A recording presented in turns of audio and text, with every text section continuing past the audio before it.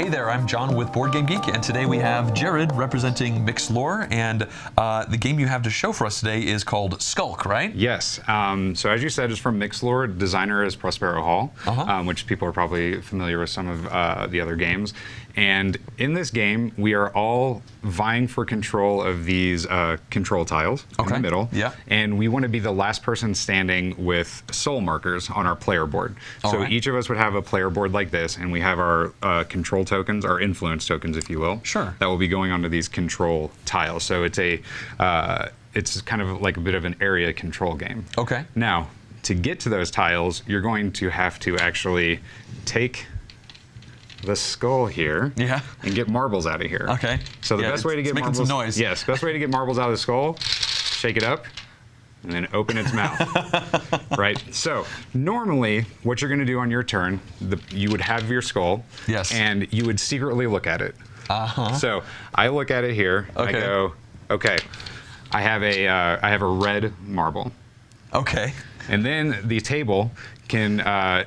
One person, whoever does it first, can challenge me, or if no one challenges me, you just let it go. Sure. So He's lying. it's I'm not.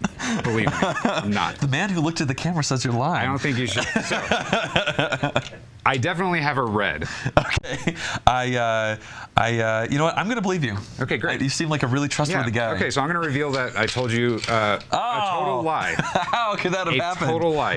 So in this case, I will actually get to keep this marble. Okay. Put it on my board here, and I get my influence on the yellow because, you know, you're too trustworthy. Yeah, right? I'm a very trusting person. Right.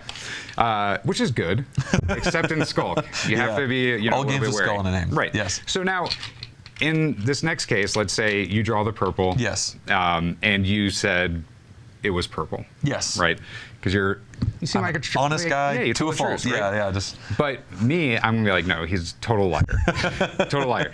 You would reveal this to me. Yes. And because you told the truth and I called you out on it, Yes. you actually get to keep this and put it on your board. Awesome. You get your influence on purple. Because it matches the marble. Correct. And I lose one of my soul markers because I am bad at this game. Because you're wrong. Exactly. Okay. Now, there's a couple other things that could play out. If I told the truth and you called me on that, which is like, well, we just covered that. So I won't cover that in again. the original one, if I had listened to the angel on my shoulder saying that you were a liar. What would have happened is I would have gone, yeah, I'm a liar. You would have actually taken this onto your board, and I would have lost a soul marker. Would I have then put one of these on yellow? No. So you would just prevented me from putting something Okay, which is still pretty good, and you lose a soul marker, which is also pretty good. Exactly. Okay. Now, if I would have, so in that case, then if, trying to think of the fourth option here, if I lie and nobody calls you on it, then well, actually, yeah, we actually did that one. Oh, of course. So if you just tell the truth, you get it. That's like passing. Yeah. Now we, you know, the one I didn't think of is telling the truth and not getting called on it. Right.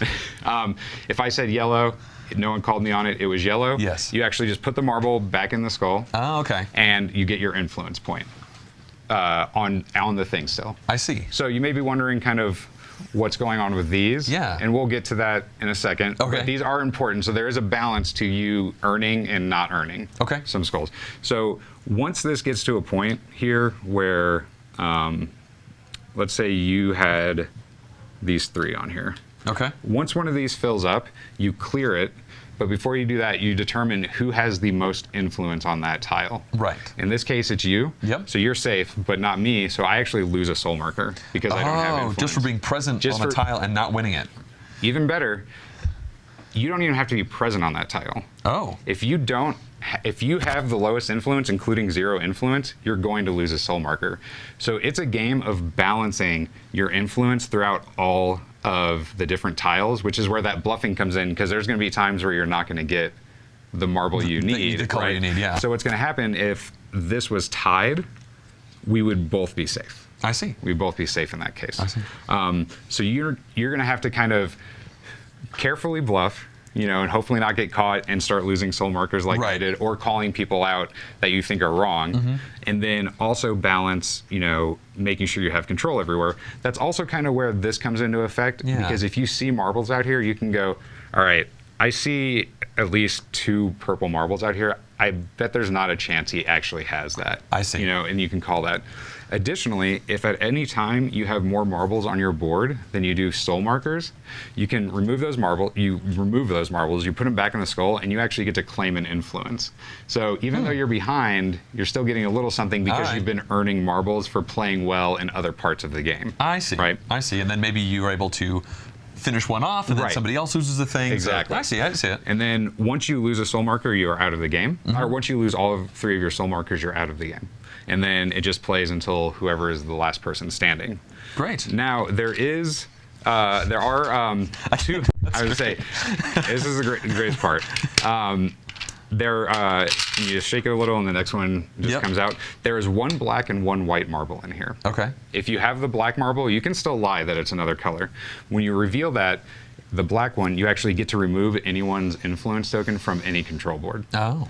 If it's a white one, you get to put your influence token on any control board. I see. And the black and white marble always go back in the skull. That makes so sense. they're It's always a threat. Right. Always a potential good or bad thing for you.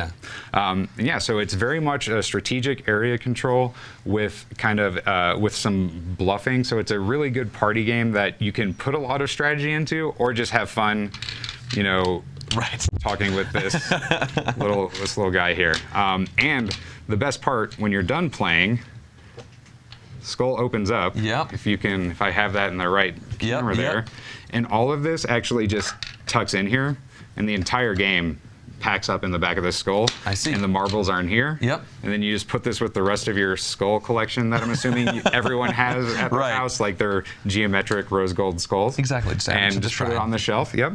And then there you go. You're ready to play next time. Awesome. Yeah. Well, thanks for showing us Skulk, Jared. You're welcome. And the best part is it's actually available now. I was just about to ask that. Yeah. So it's available at Target. Oh, it's okay. $19.99.